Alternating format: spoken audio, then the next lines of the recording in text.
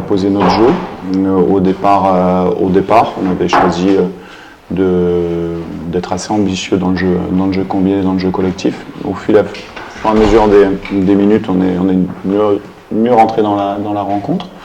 Je pense qu'on fait une très bonne deuxième mi-temps, qui aurait mérité peut-être de faire le break. Que ce soit défensif ou offensif, j'ai trouvé notre équipe qui avait été équilibrée contre une très bonne équipe du Mali, qui se déséquilibre beaucoup quand elle a le ballon, donc c'est pas forcément facile à gérer. Mais voilà, on a fait le match qu'on pensait et qu'on a l'habitude, on va dire, de faire, en étant très rigoureux dans ce qu'on met en place tactiquement et avec des joueurs qui sont à leur niveau et des joueurs qui rentrent en cours de jeu, qui ont un impact sur l'équipe. Donc ça, c'est bien. Très bien. On va faire juste un petit focus sur le Mali. Est-ce qu'on peut avoir un peu plus de précision sur la raison pour laquelle vous avez choisi le Mali comme partenaire? Mais je l'avais dit lors de la précédente interview on voulait une équipe qui était supérieure à nous au classement FIFA. Une très bonne équipe pour se mettre déjà en jambes et continuer à se mettre dans la difficulté pour progresser, parce que c'est comme ça qu'on progresse. Et puis une équipe qui avait un système de jeu proche de celui du Sénégal. Également, voilà les deux principales raisons. Bonsoir coach, Axel Kivanda de Média Mitano. J'aimerais revenir moi sur la prestation sur les deux premières mi-temps. On a ressenti que le Léopard en fait dans chaque mi-temps avait deux phases, donc que vous entamiez le match, que ce soit la première ou la deuxième mi-temps, de façon assez forte, et que sur la deuxième partie de ce mi-temps-là, vous avez tendance à lever un peu le pied. Comment vous expliquez-vous cela? Non, c'est le scénario du match qui fait ça. C'est-à-dire que voilà, vous marquez, donc après forcément vous reculez un petit peu pour protéger votre but et vous laissez l'équipe adverse venir. On aurait pu les contrer une ou deux fois en première mi-temps. Puis sur la deuxième mi-temps, au contraire, on fait une bonne deuxième mi-temps et puis à la fin de match, c'est les équipes poussent et puis nous on protège notre but. Et à un moment donné, à 10 minutes de la fin, voilà, on pense à protéger notre but tout en essayant si on peut sur certaines situations, ça a été le cas avec Cédric notamment, de faire mal en contre. Coach, question sur deux joueurs, en particulier Chancel Mbemba et Samuel Essendé. Pour Mbemba, premièrement, comment vous expliquez que son niveau sur le terrain il a encore été excellent alors qu'il n'a pas joué de la saison? Comment on arrive à maintenir ce haut niveau sur ce genre de match? Et sur Samuel Essendé, son impact sur la rencontre, il a été excellent, notamment en première mi-temps en deux jeux et son premier but. Sur la première question, Chancel, il faut lui poser la question à lui, mais je vais vous donner quand même une bonne part de la réponse. C'est que c'est un professionnel, ultra professionnel, avec une qualité footballistique exceptionnelle. Non, tout le monde ne peut pas faire ce qu'il fait, il faut être au-dessus du lot en termes de footballeur, c'est ce qu'il est. Et puis s'imposer une hygiène et un travail, et là-dessus, on connaît tous Chancel. C'est une grande chance que Chancel soit congolais. La deuxième SND, oui, on a fait le choix effectivement d'avoir un point d'appui pour peut-être utiliser un peu plus nos joueurs de percussion avec Méchac et Théo, malheureusement qui s'est blessé. C'est bien, c'est notre attaquant qui marque et qui plus est sur un but qui donne la victoire, puisque là, 1-0, donc c'est bien pour lui, pour la confiance. Il cherchait ce but depuis quelques temps. On a profité de ce stage aussi pour le revoir, parce qu'il n'avait pas été listé la dernière fois. Mais il est à l'image de tout le monde. Quand on fait une composition d'équipe, on sait que tout le monde est opérationnel et que donc c'est simplement des choix un petit peu stratégiques.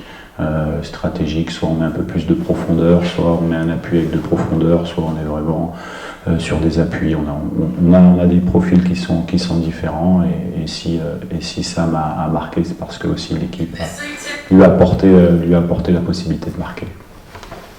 Une question pour Cédric, félicitations pour ta saison en Europe. Une question sur ton état physique, comment tu te sens depuis ton retour avec ton club, physiquement? Physiquement ça va beaucoup mieux.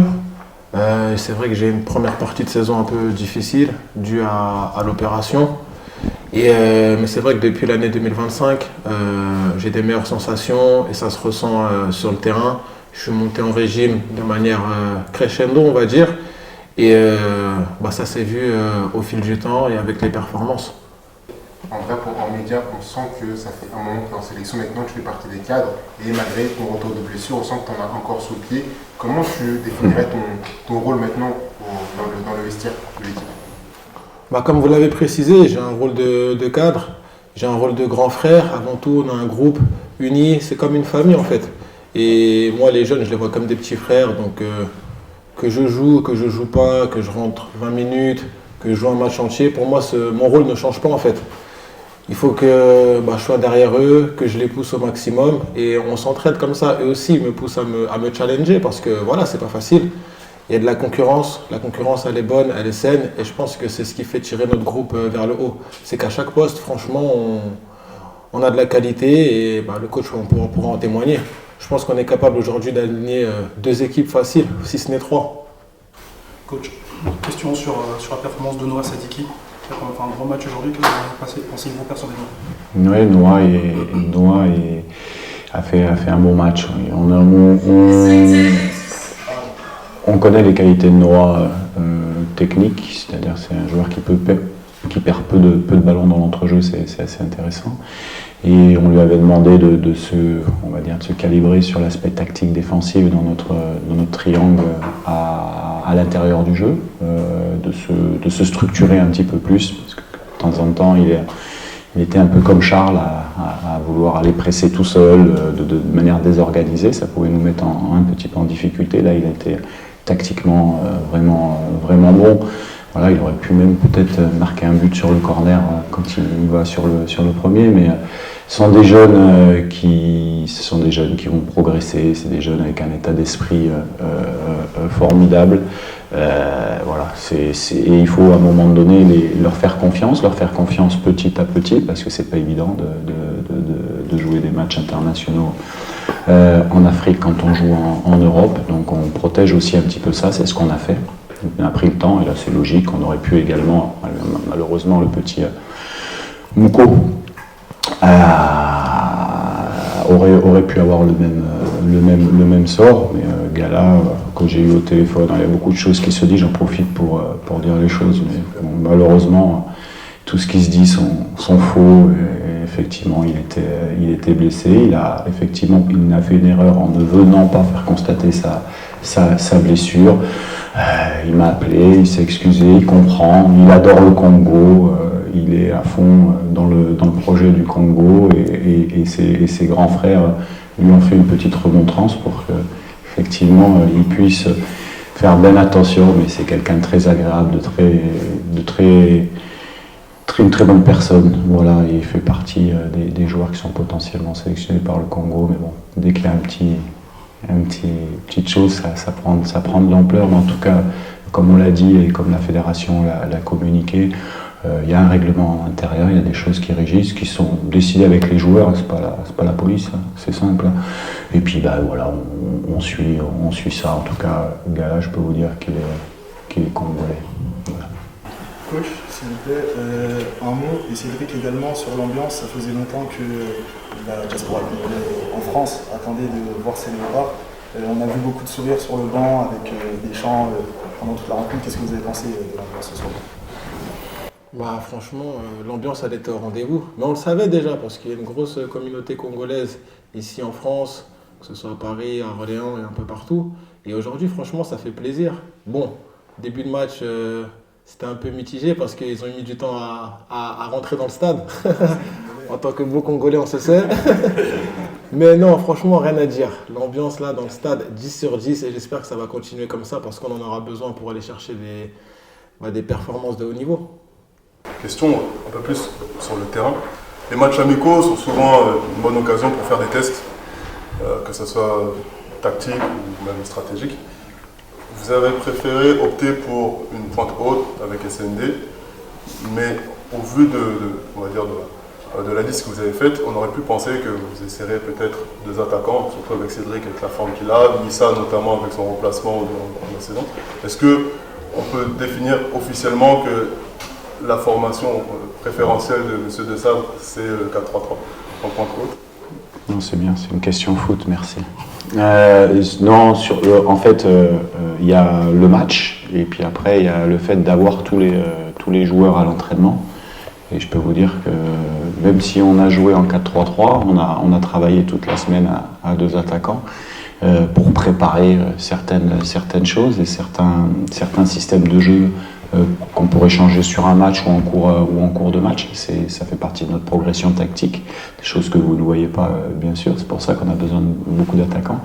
Et puis voilà, et puis il y a un deuxième match également qu'on a pris, effectivement, ces matchs amicaux me permettent aussi sur ce deuxième match de pouvoir mettre des choses en place et de voir d'autres joueurs peut-être, voilà.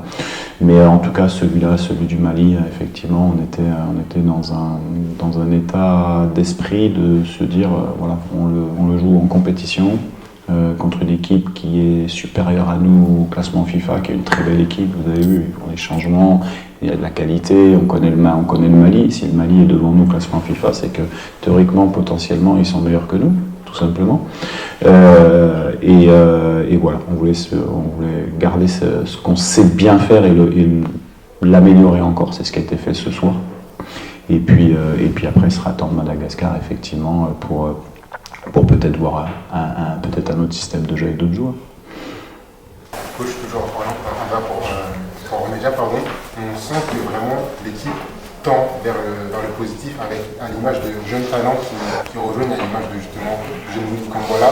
Comment vous imaginez le futur de la sélection congolaise? Alors ça aussi sur Willy, oui, Willy, effectivement, j'ai le téléphone, c'est quelqu'un qui aime bien le Congo, qui est prêt à venir, mais pour l'instant, on verra plus tard, en tout cas. Bien sûr que c'est attractif. Aujourd'hui, vous savez que les joueurs parlent entre eux, il y a une image qu'on dégage sur le terrain, il y a une organisation qui est mise, il y a également le soutien du gouvernement pour son équipe. Donc tout est réuni pour pouvoir encore progresser. Mais comme je l'ai dit en début de stage, voilà, on doit encore prouver. C'est vrai qu'on travaille bien, qu'on est là, mais on doit encore prouver en gagnant des titres. C'est ça au niveau du football. Et on a beaucoup de jeunes joueurs, effectivement, qui à un moment donné se posent moins la question de savoir s'ils vont jouer pour une autre nation ou pour le Congo. Mais nous, on a un équilibre à tenir dans l'équipe. Un équilibre tactique, des choses qui se créent depuis 2 ou 3 ans aussi. Et comme je l'ai dit, il y aura certainement peut-être d'autres joueurs, mais pas beaucoup, qui viendront des nouveaux, à condition qu'aujourd'hui, on n'a pratiquement plus de place pour les voir. Tu viens, tu apportes de suite le plus. On en est là aujourd'hui par rapport aux objectifs dans les 6 prochains mois. Après, on verra, après, en fonction des objectifs qu'on aura atteints ou pas. Mais après, oui, il y aura bien sûr peut-être d'autres joueurs, et ça c'est une bonne chose. Mais Congo, c'est très bien que la qualité, elle est là. Donc il faut bien travailler avec beaucoup d'humilité, et puis on va continuer à progresser tranquillement, et qu'en gardant l'état d'esprit qu'il faut. Et là, il faut féliciter les joueurs, parce que franchement, j'ai des pros, vraiment des joueurs, j'ai de la chance. Bon, merci. Dernière question, coach, le match contre le Madagascar qui va arriver vite rapidement dimanche. Est-ce que vous comptiez faire tourner ou garder le même effectif, le même 11 de départ qu'aujourd'hui? Non, ça ne sera pas le même 11 de départ qu'aujourd'hui, ça c'est sûr. Merci.